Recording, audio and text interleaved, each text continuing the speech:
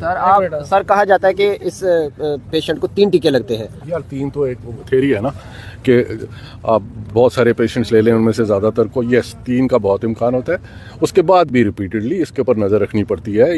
یہ جو کنڈیشن ہے کچھ مہینوں کے بعد پھر تھوڑا بہت سویلنگ آ سکتی ہے, اس کو پھر ٹاپ اپ کرنا پڑتا ہے. یہ تھوڑا سا آن گوئنگ 2-3 سال کا آن گوئنگ پروسیس ہو جاتا ہے. سر یہ بتائیے کہ آئس کے حوالے سے آپ آئس اسپیشلسٹ ہیں, جو اس وقت انفیکشن بتایا جا رہا ہے کتنا سیریس ہے انفیکشن نارملی ایک پیشنٹ کے لیے؟ وغیرہ کوئی نہیں ہے.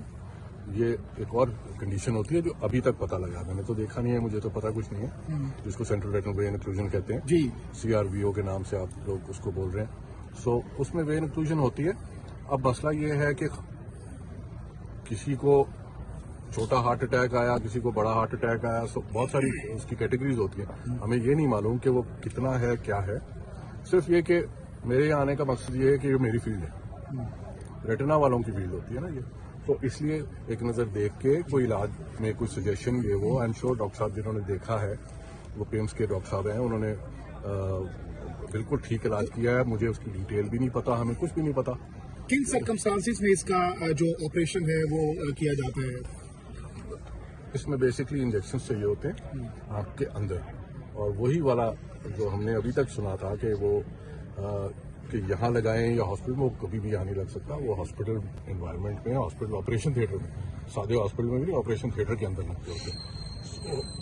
جو اڑتی مجھے انفارمیشن ہے کہ شاید انہیں وہ لگ چکا ہے, وچ از گڈ, لیکن اور بھی کچھ چیزیں ہوتی ہیں وہ دیکھنی ہوتی ہیں.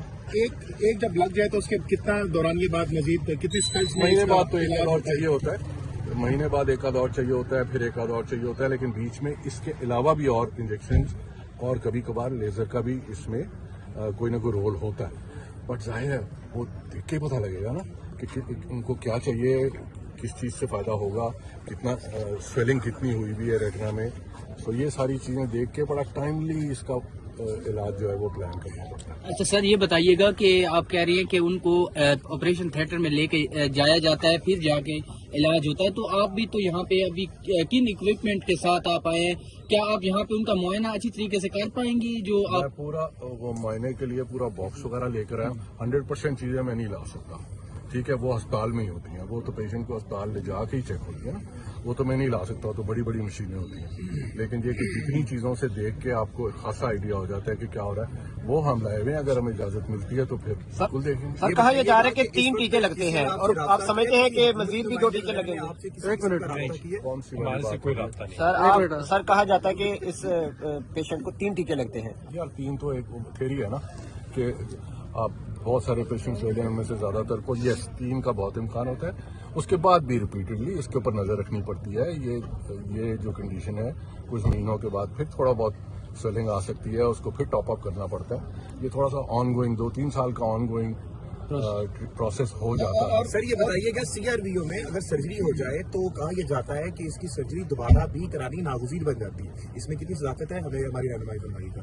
CRVO وغیرہ کے لیے بہت پرانے زمانے میں سرجری ہوا کرتی تھی کہ آپ آنکھ کے اندر جا کے تو جو بھی ٹریٹمنٹس کی ضرورت ہوگی اس کے لیے شاید ہاسپٹل جانا پڑے.